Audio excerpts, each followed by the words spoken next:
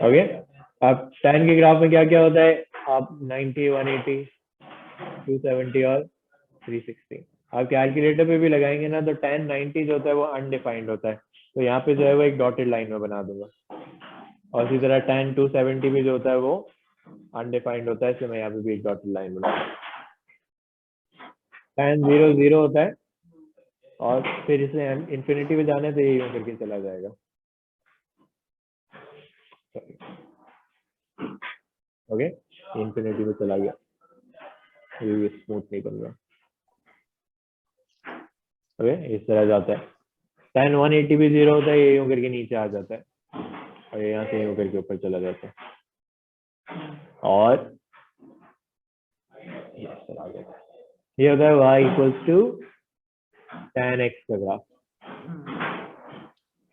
सही है। अब जो है हमने जब साइन और कॉस पढ़े थे, तो ये मैंने इंटरप्रिटेशन का एक टेबल बनाया था, तो पेज बनाया था मैंने आपके लिए। ये मैं अभी टाइम के लिए भी बनाता हूँ, बट टाइम की थोड़ी लिमिटेशंस होती है। सही है। अब देखो, इसका कोई एम्पलीट्यूड नहीं है, इसका कोई एम्पलीट्यूड नहीं है।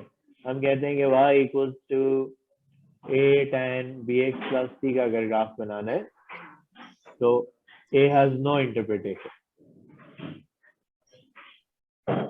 सर ए तो एम्पलीट्यूड होता है ना, तो सर इसमें हाइट साइन तो और है। कॉस में होता है, साइन और कॉस में होता है, इसमें एम्पलीट्यूड नहीं है। एम्पलीट्यूड बेटा कब होता है, जब कोई मैक्सिमम पॉइंट और मिनिमम पॉइंट हो। इसमें तो इन्फिनिटीज है ना, ये इन्फिनिटी पे जा रहे हैं ना।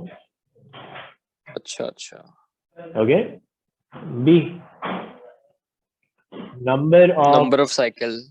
cycles, the graph of tan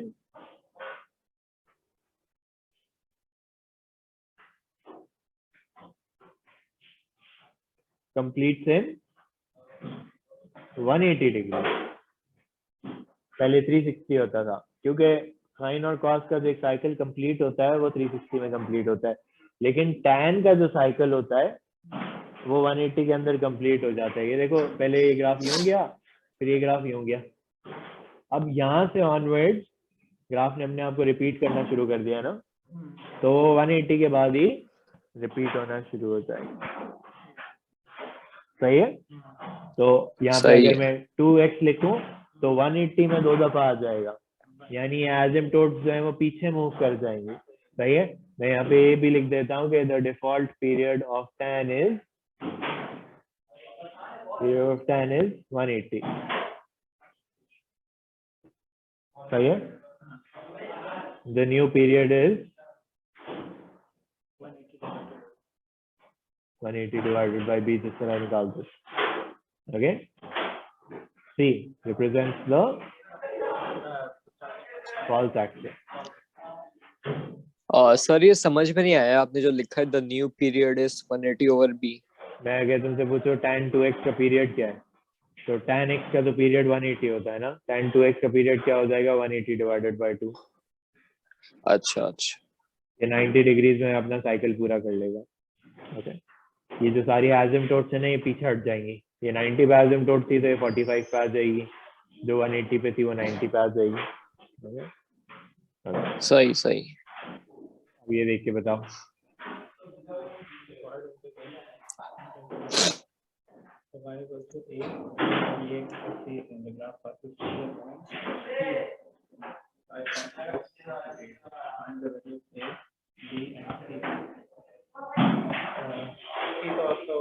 सही है। साथ मुझे बता रहा है सी जो आ गया वो 5 आ गया, फॉल्स एक्सिस है। ओके, और साथ मुझे बता रहा है कि बी जो है वो 1 है, क्योंकि पीरियड चेंज नहीं हुआ हुआ।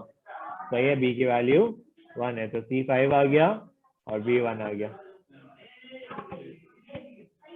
सर B1 क्यों आया? क्योंकि देखो एक साइकिल 180 में ही पूरा हो रहा है ना, ये 180 है ना, तो कुछ हाँ चेंज हाँ, नहीं सही आया सही उसमें। सही सही सही सही। एक ऐसे निकालेंगे। अब देखो एक ही, क्योंकि कोई इंटरप्रिटेशन नहीं होती, वो हमेशा कोई ना कोई एक पॉइंट तुम्हें बताएगा। इस पॉइंट को देख के तुम बताओगे, तुमने कहा ये y की वैल्यू है, ये x की वैल्यू है। अगर मेरे पास इतना आ गया है कि मैं a tan x प्लस 5 पे पहुंच गया हूँ, तो यहाँ पे मैं क्या करूँ, i की जगह 8 लगा दूं और x की जगह π/4 लगा दूं। मैंने tan π/4 कैलकुलेटर पे निकाला तो 1 आता है, तो ये कितना हो जाएगा 3। सही है। प्लग इन करके सॉल्व करना है, वरना और कोई तरीका नहीं है। क्यों? क्योंकि ए की कोई इंटरप्रिटेशन नहीं है। सही।